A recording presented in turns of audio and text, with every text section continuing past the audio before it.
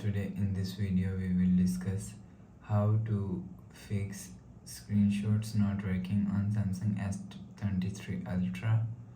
Let's start the video. First of all, go to app library, click on settings app.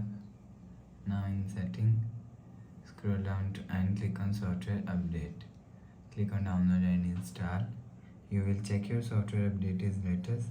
If it not latest, update your software latest. After update software latest, go back to home screen. You will see your problem is solved.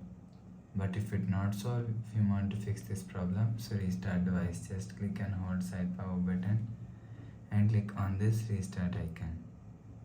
Again tap on this restart icon, your phone is restart.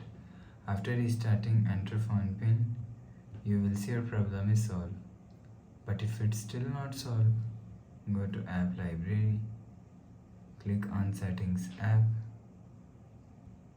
Now in setting, scroll down and click on advanced features and click on motion and gestures and enable plum swipe to capture. After allow plum swipe to capture, go back to home screen. You will see your problem is solved. So please subscribe for more new latest videos. Thanks for watching.